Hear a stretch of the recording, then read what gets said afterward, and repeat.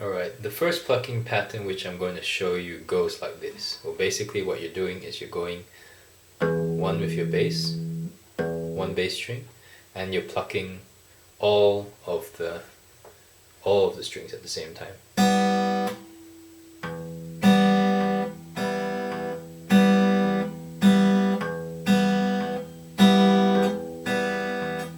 Okay, so all you're doing is 1 and 2 and 3 and 4 and 1 and 2 and 3 and 4 and what I want you to do is basically I want you to move down each bass string and practice plucking different bass strings while you do this. So you'd be going like 1 and 2 and 3 and 4 and 1 and 2 and 3 and 4 and 1 and 2 and 3 and 4 and 1 and 2 and 3 and 4 and 1 and 2, 3 and 4.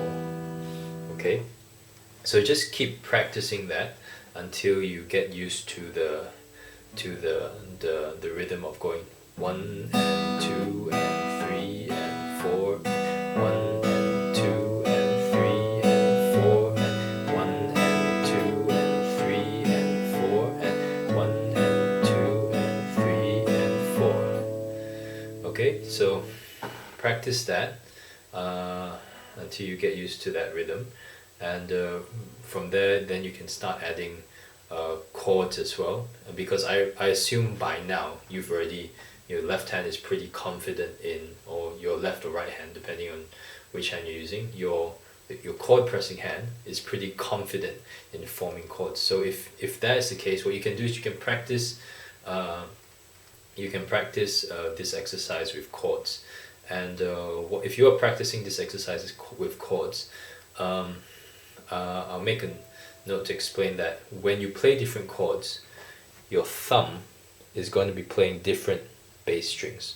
Okay, so the strings which you need to press when you're playing each chord is, so for these four, I'll cover like these four chords and the two additional chords which I talked about. So if you're playing G, the G chord, the bass string you'd be hitting is the 6th string, so you'd go, and if you're playing the D chord, the bass string you'd be hitting is the 4th string, and if you're playing E minor and the variations, you'd be playing the 6th string, just like the G major chord. And if you're playing C or C at 9, you'd be playing the 5th string. Okay, so that's the 4 bass chords. So for G, you'd be playing the 6th string for the bass. For D, you'd be playing the 4th string for the bass. For E minor, you'd be playing the 6th string for the bass, and for C, you'd be playing the 5th string for the bass. Alright, so this is just something that you need to remember. And if you're playing those two additional chords, if you're playing A minor or A7 sustained 4, you would be playing the 5th string for the bass. And if you're playing B minor, you would be playing the 4th string as the bass. So just to give you an example of how that would sound if you're playing all the correct bass strings, it sounds something like this.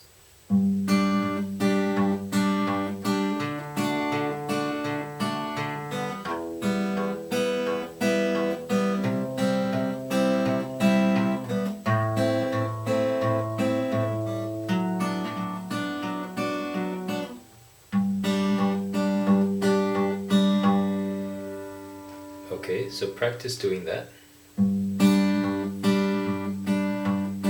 with the chords, and just keep practicing till you're able to sort of instinctively go to the correct bass string when you go to the chord. chord, alright? So if I didn't use the correct bass string while I was playing, you could possibly almost get away with it, but it might sound a bit weird. So like if I was playing the wrong bass string when playing these chords, it would sound like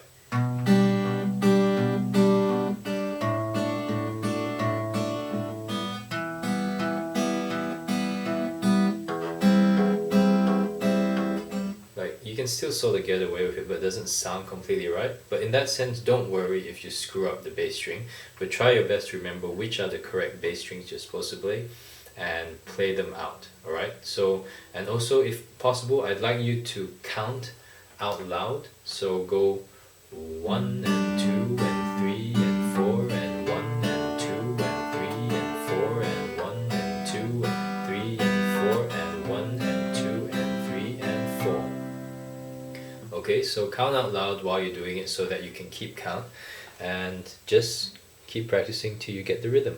Okay, so that's for this one. Basically the rhythm is bass and then all the fingers.